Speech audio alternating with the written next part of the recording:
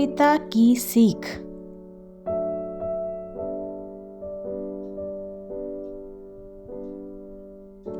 एक गांव में माधव नाम का एक व्यापारी रहता था। उसका एक बेटा भोला था। माधव का बादाम काजू बेचने का व्यापार था।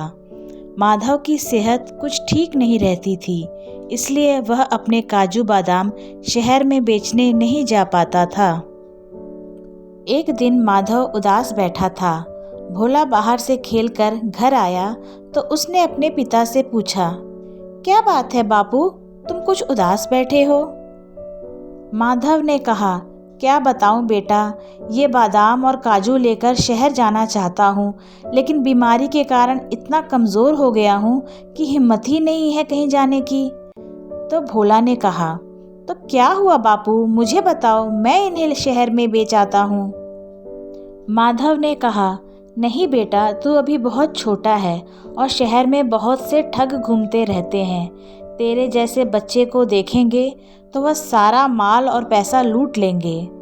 भोला ने कहा, बापू, मेरा केवल नाम भोला है, आप एक बार आजमा कर तो देखो। मैं ये सारे काजू बादाम भी बेच दूंगा और आपसे अच्छे दामों पर बेचूंगा। तभी भोला की माँ ने कहा, नहीं नहीं, छोटे से बच्चे को शहर नहीं भेज सकते। आप कहो तो मैं चली जाती हूँ, लेकिन मैंने तो गांव के बाहर का रास्ता भी नहीं देखा। भोला ने कहा, माँ, तुम्हें याद है, मैं एक बार बापू के साथ शहर गया था, मुझे रास्ता अच्छे से याद है, मुझे जाने दो। भोला बहुत देर तक जिद करता रहा। आखिर माधव उसे शहर भेजने के लिए तैयार हो गया। माधव ने कहा, बेटा, शहर जा तो रहा है, लेकिन मेरी 3 बातें याद रखना, तुझे कोई लूट नहीं सकेगा। पहली बात, अपनी माँ से 4 रोटी ले जाना। जब भी भूख लगे तब 3 बार ये बात बोलना, उसके बाद खाना। वह बात है, 1 खाऊं, 2 खाऊं, 3 खाऊं या चारों को खा जाऊं। दूसरी बात, जब तू रात को किसी धर्मशाला में विश्राम करने के लिए रुके तो जो भी कमरा ले उसकी सांकल अंदर से लगा कर देख लेना। अगर सांकल ठीक से न लगे तो अगली धर्मशाला में चले जाना। तीसरी बात, जब भी किसी दुकान पर काजू बादाम दिखाए और वो कीमत कम करने को बोले तो ऐसे बोलियो, बापू से पूछकर आता हूँ। यह कहकर वहाँ से चल दियो। अगर दुकानदार रोके तो ठीक, नहीं तो दूसरी दुकान पर चले जाना। भोला ने सारी बातें ध्यान से सुनी और 4 रोटी और 1 प्याज लेकर एक पोटली में मेवा भरकर शहर पहुंच जाता है। शहर पहुंचते पहुंचते उसे शाम हो जाती है। तभी उसके पीछे 4 बदमाश लग जाते हैं। भोला इन सबसे बेखबर एक अंधेरी गली से जाने लगता है। पहला बदमाश बोला, यह मौका अच्छा है, इसे इस गली में पकड़कर लूट लेते हैं, ज़रूर इसकी पोटली में कीमती सामान होगा। तीनों उसकी हाँ में हाँ मिलाते हैं। वे धीरे धीरे भोला की ओर बढ़ने लगते हैं। इधर भोला को भूख लगती है। वह एक जगह बैठ जाता है और खाने की पोटली खोल लेता है। फिर बोलता है, 1 खाऊं, 2 खाऊं, 3 खाऊं या चारों को खा जाऊं। भोला की पीठ के पीछे कुछ दूर खड़े चारों बदमाश यह बात सुन लेते हैं। भोला 3 बार तेज आवाज में यह बात बोलता है। यह सुनकर चारों वहां से भाग जाते हैं। भोला बेखबर अपना खाना खा रहा था। कुछ दूर जाकर दूसरा बदमाश बोलता है, अबे, मरवा दिया था, वो लड़का नहीं भूत था, हम चारों को खाने की बात कर रहा था, अच्छा हुआ भाग आए। खाना खाकर भोला एक धर्मशाला में पहुंचता है। धर्मशाला का मालिक शातिर चोर था। वह भोला को कमरा दिखाता है।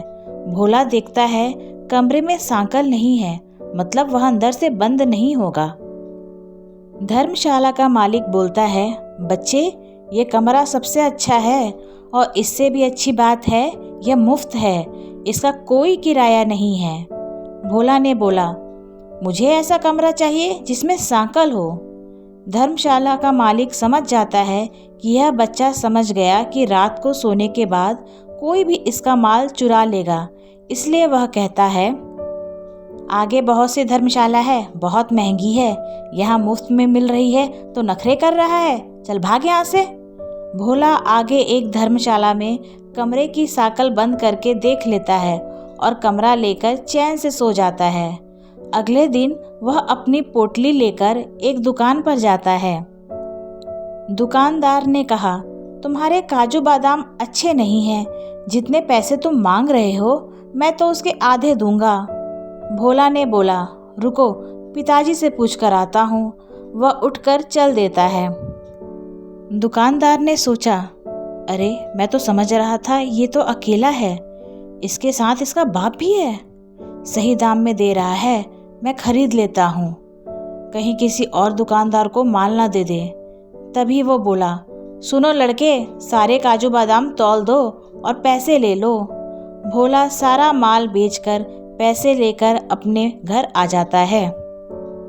इस कहानी से हमें ये शिक्षा मिलती है कि बड़ों की सीख को बिना कारण पूछे मान लेना चाहिए।